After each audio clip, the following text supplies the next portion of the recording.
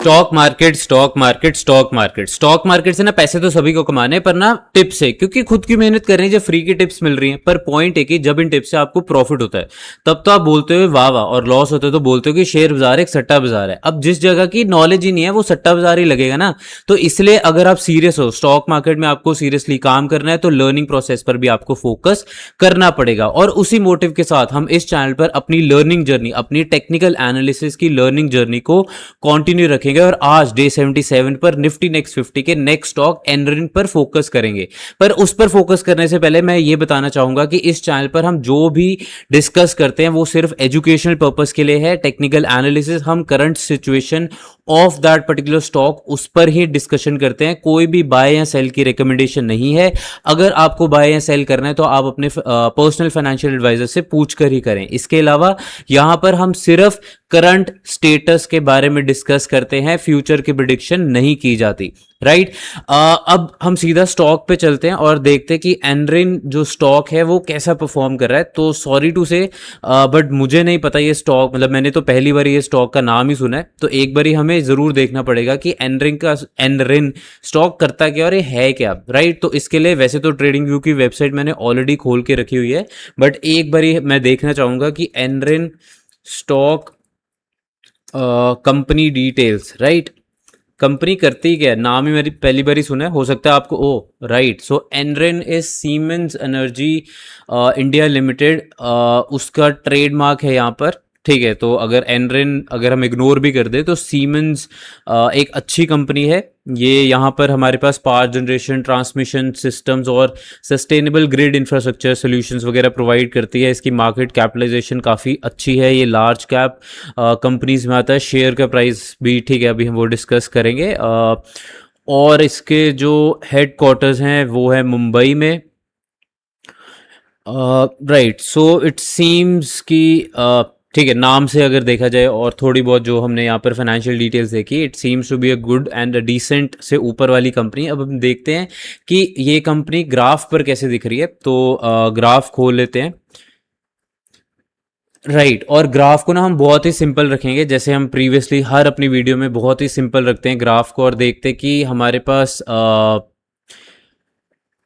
Price action में हमारे पास stock जो है वो कैसा परफॉर्म कर रहा है। और हम कोई भी इंडिकेटर, जैसे कि बहुत सारे इंडिकेटर होते हैं, moving average, Bollinger band, Fibonacci, volume, RSI और बहुत सारे ऐसे अनगिनत इंडिकेटर हैं। इंडिकेटर पर आप अपने हिसाब से इंडिकेटर लगा सकते हो, क्योंकि हर किसी का अपना फेवरेट इंडिकेटर होता है और उसको एनालाइज करने का भी हर किसी का अपना खुद का ढंग होता है। इसलिए हम सिर्फ जो प्राइस एक्शन है उसी पर फोकस करेंगे। तो यहाँ पर आप देख पाओगे कि इसका पहले मैंने मंथली चार्ट खोल लिया है। मंथली चार्ट पे कुछ ज़्यादा कैंडल्स नहीं बनी। अब मुझे नहीं पता कि इसकी लिस्टिंग शायद रिसेंटली ही हुई है, इसलिए यहाँ पर कुछ ज़्यादा कैंडल्स तो नहीं है। इसलिए मंथली बेसिस पे टेक्निकली अभी कुछ कहना ज़्यादा सही नहीं होगा। वो इसलिए क्योंकि जो टेक्निकल एनालिसिस है वो प्रोबेबिलिटी बेस्ड है। Yes it is probability based, but इसमें और बहुत सारे एलिमेंट्स होते हैं जो कि हिस्टोरिकल लेवल्स को देखते हुए भी किया जाता है। अब यहाँ पर कुछ खास हिस्ट्री नहीं पता लग रही, इसलिए मैं सपोर्ट रेजिस्टेंस की तो बात नहीं करूँगा, क्योंकि अभी कुछ भी नहीं कहा जा सकता। बट येस इसने इस मंथ, मतलब जो हमारे पास जुलाई का मंथ खत्म हुआ है, उसमें इसने ओपनिंग दी 3687.9 और क्लोजिंग दी 3230.8। इसने 12.29% का हमें एक नेगेटिव रिटर्न दिया है। एंड यहाँ पर यस हमारे पास दो बारी थ्री कैंडल फॉर्मेशन जो है वो बनी है। एक बारी यहाँ पर और एक बारी यहाँ पर हमारे पास थ्री कैंडल फॉर्मेशन बनी है, विच क्या बोल सकते हैं कि विच शोज कि यहाँ पर टेक्निकली चाहे हमारे पास कोई हिस्टोरिकल डेटा नहीं है, बट यहाँ पर अनसर्टेनिटी ज़रूर दिख रही है। क्यों? क्योंकि स्टॉक जब भी अगर आईपीओ 2025 में निकला होगा, if I am not sure, graph से तो ये लग रहा है कि इसका आईपीओ निकला 2025 में, वहाँ से पहले नीचे आया, थ्री कैंडल फॉर्मेशन बनाई, वहाँ से ऊपर आया, फिर एक थ्री कैंडल फॉर्मेशन बनी और अब इसने एक लास्ट मंथ में एक नेगेटिव रिटर्न दिया है। अब ये यहाँ से मंथली बेसिस पे कैसे जाता है कैसे नहीं जाता वो अब अभी के लिए डिसाइड करना, वैसे तो हम कभी भी डिस्कस नहीं करते, हम यही बोलते हैं टाइम बताएगा, बट अभी यहाँ पर सपोर्ट एंड रेजिस्टेंस लेवल नहीं है, इसलिए कुछ खास नहीं कह सकते कि इसकी सपोर्ट रेजिस्टेंस मूवमेंट कैसी रहेगी, बट टाइम पे देखा जाएगा कि कैसा ये परफॉर्म करता है। राइट, अब हम ऐसे देखते हैं कि वीकली चार्ट पे क्या हमें कुछ मिलता है। तो यस, अगर हम वीकली चार्ट देखें तो कुछ इसमें भी वही सेम बात है, बट यस हम कुछ और वीकली चार्ट पे हमारे पास दिख रहा है कि कुछ छोटी छोटी स्मॉल सपोर्ट एंड रेजिस्टेंसेस हैं। बट यस, इसने लास्ट वीक हमारे पास एक आप बोल सकते हो कि week candle but with a very strong lower flick बनाया है। इसकी ओपनिंग हुई 3260.1 पे और क्लोजिंग हुई 3230.8, मतलब कि वीकली बेसिस पे इसने 0.29% का हमें एक नेगेटिव रिटर्न दिया है। बट आप देखोगे कि इसकी जो लोअर फ्लिक थी वो एक सपोर्ट लेवल, जो कि वीकली चार्ट का सपोर्ट लेवल है, नॉट अ मंथली चार्ट का support level, that is close to 3000। यहाँ पर अब एग्जैक्टली मार्क, ठीक है, 3000 के आसपास का जो लेवल है, वहीं से इसकी लोअर फ्लिक, जो लास्ट वीक की कैंडल की लोअर फ्लिक थी, वो वहां से मूव की थी अपवर्ड साइड पे। एंड अगर हम प्रीवियसली डेटा भी देखें तो यहाँ पर मार्च और फेब के महीने में हमारे पास यही जो जोन था 3000 का, वो एक रेजिस्टेंस जोन था। एंड वो रेजिस्टेंस फर्स्ट टाइम हिट हुई थी 8 दिसंबर 2025 को, बट फर्स्ट टाइम इसका ब्रेकआउट हुआ था 20 अप्रैल 2026 को। तो आप ये बोल सकते हो कि यस, ये जो 3000 का मार्क है इस पर्टिकुलर स्टॉक के लिए ऑन द वीकली चार्ट कुछ ज़्यादा रेलिवेंस रख रहा है। जब से ये स्टार्ट हुआ है, अभी जून से स्टार्ट हुआ, तो आप बोल सकते हो कि ऑलमोस्ट एक साल में 3000 के लेवल ने कुछ तो सिग्निफिकेंस दिखाई है। बट उसकी सिग्निफिकेंस मैं इसको थोड़ा लाइटर नोट पे रखना चाहूँगा, क्योंकि अभी के लिए बहुत बहुत बहुत ही लिमिटेड डेटा है हमारे पास, एंड दैट्स वाई इस पे कुछ ज़्यादा बोल पाना, राइट, या फिर ज़्यादा रेजिस्टेंस सपोर्ट लगा पाना थोड़ी डिफ़िकल्ट होगी।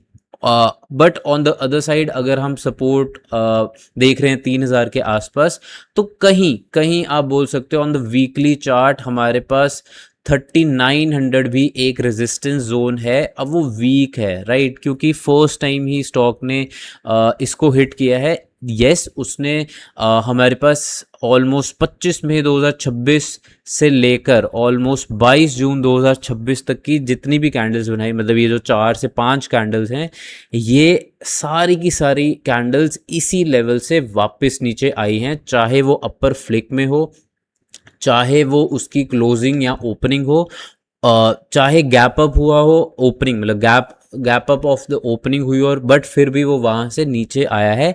एंड इसने भी वीकली चार्ट पर एक 3 कैंडल फॉर्मेशन बनाई यहाँ पर, राइट, ये वाली, सॉरी, ये 3 कैंडल फॉर्मेशन बनाई है। बट वो 3 कैंडल फॉर्मेशन को रेजिस्टेंस नहीं तोड़ पाया। रेजिस्टेंस 3900 की वैलिड थी, वहाँ से ये स्टॉक इसीलिए नीचे आ गया है। यस, हम ये बोल सकते हैं कि जो सपोर्ट लेवल 3000 का सपोर्ट लेवल है, उससे थोड़ी ज़्यादा स्ट्रॉन्ग है हमारे पास 3900 की रेजिस्टेंस। बट फिर भी क्योंकि डेटा कम है, डेटा लिमिटेड है, कुछ ज़्यादा मैं कमेंट नहीं करना चाहूँगा on the support and resistance, या फिर इसकी स्ट्रेंथ को हमें उतना ज़्यादा स्ट्रॉन्ग नहीं लेना चाहिए। We should wait for the time, we should wait for the following weeks की कैसा परफॉर्मेंस आता है। एक और बात मैं बोलूँगा कि एक और हमारे पास अच्छी खासी रेजिस्टेंस जो दिख रही है, वो क्लोज टू 3500 टू 3600 भी दिख रही है, क्योंकि फर्स्ट टाइम हमारे पास सितंबर 2025 के वीक्स में इसी रेंज से स्टॉक नीचे आया था। एंड सिमिलरली वही सेम रेजिस्टेंस हमें अप्रॉक्सीमेटली वही जो 25 में से लेके 22 जून वाला जो वीक था, वहाँ पर भी दिख रही है। एंड ये बोल सकते हैं कि इस रेजिस्टेंस को 18 मई को भी स्टॉक ने तोड़ने की कोशिश की थी, जहाँ पर 18 मई वाले वीक में 13.68% का इसने पॉजिटिव रिटर्न दिया। बट इसकी जो अपर फ्लिक थी, राइट, इसकी अपर फ्लिक इस रेजिस्टेंस लेवल को तोड़ कर गई, बट वापस आ गई, राइट। उसके बाद कुछ दिन स्टॉक ऊपर रहा, एंड देन फाइनली वापस से breakout on the lower lower level इसने 29 जून 2026 वाले वीक में किया। तो यस, आप ये ले सकते हो कि रेजिस्टेंस अभी ज़्यादा है, सपोर्ट कंपैरेटिवली कम है, बट कुछ भी आप इसको ऑन द लाइटर फ्रंट ही रखो, ना कि on a stronger front the supports and resistance level, right. तो ये था हमारे पास वीकली चार्ट। अब हम सीधा चलते हैं डेली चार्ट पर और देखते हैं, सॉरी, डेली चार्ट पर स्टॉक ने कैसा परफॉर्म किया। तो डेली चार्ट पर एक ग्रीन कैंडल थी इस पर्टिकुलर स्टॉक में, जिसकी ओपनिंग हुई 3154.6 पे, हाई गया 3247.9 पे, लो गया 3152 और क्लोज हुआ 3230.8, मतलब कि 3.49% या फिर यूनिट्स के टर्म में देखें तो 109.1 यूनिट का इसने हमें एक पॉजिटिव रिटर्न दिया है। वहीं जहाँ पर हम वीकली या फिर मंथली चार्ट पे ज़्यादा कुछ नहीं डिसाइड कर पा रहे थे, अगर मैं डेली चार्ट का जो ग्राफ है उसको अगर थोड़ा सा छोटा करूँ तो यहाँ पर हमें धीरे धीरे फॉर्मेशंस जो हैं दिखनी शुरू हो गई हैं। दैट इज़ यहाँ पर एक बारी तो डबल टॉप क्या कहते हैं पैटर्न बना है, देन उस डबल टॉप को बीट करने की स्टॉक ने कोशिश की। यहाँ पर जब वो नीचे आया तो ऑलमोस्ट 6 जुलाई से इसने बीट करने की स्टार्ट का प्रोसेस जो था वो शुरू कर दिया, बट इसको कहीं ना कहीं 3500, जो कि हम वीकली चार्ट पर भी डिस्कस कर रहे थे कि 3500 टू 3600 के आसपास एक रेजिस्टेंस लेवल है ऑन द वीकली चार्ट, दो एक फीबल है, बट वो वीकनेस वीकली चार्ट पर दिख रही थी, बट डेली चार्ट पर उसकी रेलेवेंस और ज़्यादा बढ़ जाती है क्योंकि हमारे पास डेटा और ज़्यादा हो जाता है, राइट। आप देखोगे कि डबल टॉप बनाया, उसके बाद स्टॉक नीचे आया, स्टॉक में हमारे पास यहाँ पर एक 2 कैंडल फॉर्मेशन बहुत ही अच्छी बनी है। आप ज़रूर कमेंट सेक्शन में बताओ ये कौन सी फॉर्मेशन है। वहाँ से इसने ट्राई किया ऊपर जाने का, बट 10 जुलाई और हमारे पास 16 जुलाई वाली जो कैंडल बनी थी उनके जो अपर फ्लिक थे या फिर इवन क्लोजिंग थी जो वो इसी लेवल से नीचे बनी या फिर इसी लेवल पे बनी, और फिर वहाँ से स्टॉक अच्छा खासा हमारे पास गिरा है। ऑलमोस्ट 400 से 500 पॉइंट्स की हमारे पास डाउनवर्ड रैली आई है इस पर्टिकुलर स्टॉक में। एक और बात, सपोर्ट दिख रही है, राइट, सपोर्ट दिख रही है हमारे को ऑलमोस्ट 3100 या फिर 3000 टू 3100 के आसपास, बट अगर हम नेक्स्ट लेवल ऑफ रेजिस्टेंस देखें, अगर हम 3500 पे नहीं जाते तो नेक्स्ट लेवल ऑफ रेजिस्टेंस हमारे पास 3300 पर भी है, जो कि इस पर्टिकुलर स्टॉक के डेली चार्ट पर हमें दिख रही है। अब टाइम बताएगा कि मूविंग फॉरवर्ड ये स्टॉक कैसा परफॉर्म करता है। अभी के लिए मैं ये बोलूँगा कि सपोर्ट कंपैरेटिवली वीक है, रेजिस्टेंस कंपैरेटिवली हैवी है, both on the daily as well as weekly chart. तो आपको ये सारे पैरामीटर्स ज़रूर देखने चाहिए जब भी आप टेक्निकल एनालिसिस करो या फिर आप उस टेक्निकल एनालिसिस को यूज़ करके कोई भी स्ट्रैटेजी या फिर कोई भी फर्दर आप डिसीजन लेना चाहते हो, राइट। बट येस, यहाँ पर जो भी डिस्कशन है उससे बाय एंड सेल की रिकमेंडेशन नहीं है। आप अपने खुद के एनालिसिस को देखकर प्लस अपने पर्सनल फाइनेंशियल एडवाइजर से पूछकर ही ट्रेड करें, यहाँ पर कोई भी रिकमेंडेशन नहीं है, राइट। तो ये था हमारे पास इस पर्टिकुलर स्टॉक का daily, weekly as well as monthly chart का टेक्निकल एनालिसिस। आई होप आपको काफ़ी कुछ सीखने को मिला और आपने नोट्स भी बनाए होंगे।